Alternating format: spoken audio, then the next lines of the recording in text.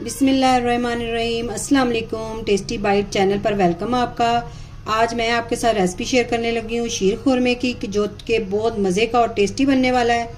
और जिन्होंने मेरे चैनल को सब्सक्राइब नहीं किया, जो न्यू हैं, जल्दी से मेरे चैनल को सब्सक्राइब करें। ये देखिए इतना मज़े का ही हमने बनाया शीर खुरमा।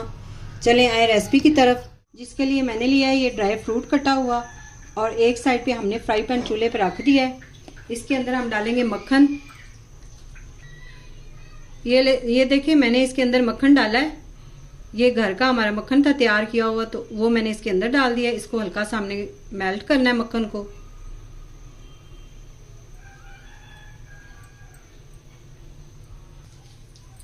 ये देखिए मक्खन हमने मेल्ट कर लिया। अब इसके अंदर हमने जो ड्राई फ्रूट लिए थे वो डालने हैं।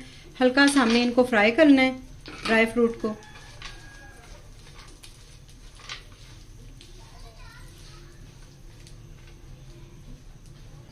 बस इतना सा हमने ड्राई फ्रूट को रोस्ट भून लिया, हल्का सा फ्राई कर लिया है। अब हम इसको नीचे उतार देंगे।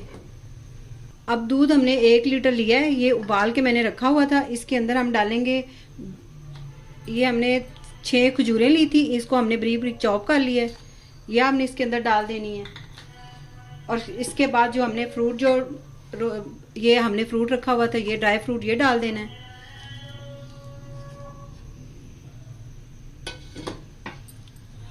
अब इसको अच्छी तरह हमने पकाना है। तकरीबन 1 से 2 उबाल आने देना है इनको। ये हमने ड्राई फ्रूट डाले हैं, इसका जो टेस्ट है वो इसके अंदर दूध के अंदर आ जाएगा। फिर हम इसके अंदर सेवइयां डालेंगे। साथ में हमने ये 4 चम्मच चीनी ली थी, ये डाल देनी है। आप अपनी पसंद का मीठा डालें, जितना आपको पसंद है उतना।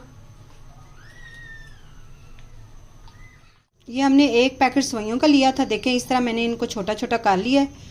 और फ्राई पैन में हमने और थोड़ा सा बटर डाल के इसको मेल्ट कर लिया है।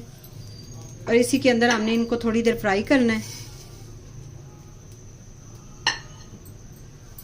थोड़ा सा आप भून लें इनको।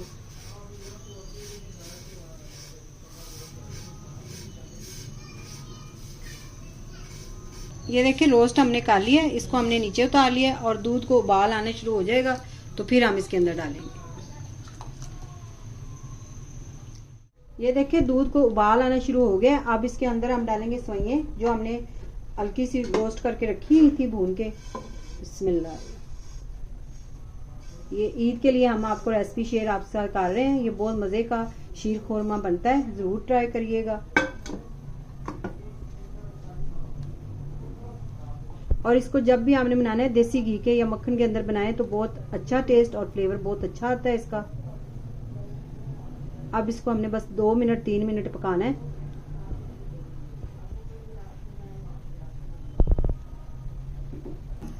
ये देखिए रेसिपी, ये शीर खुरमा हमारा हो गया तैयार। आपने इससे ज़्यादा इसको थिक नहीं करना, क्योंकि ठंडा होने के बाद ये ज़्यादा हो जाता है थिक। आज की अगर आपको रेसिपी पसंद आई हो तो कमेंट में ज़रूर बताइएगा। दुआओं में याद रखिएगा। Thank you. अल्लाह हाफिज़।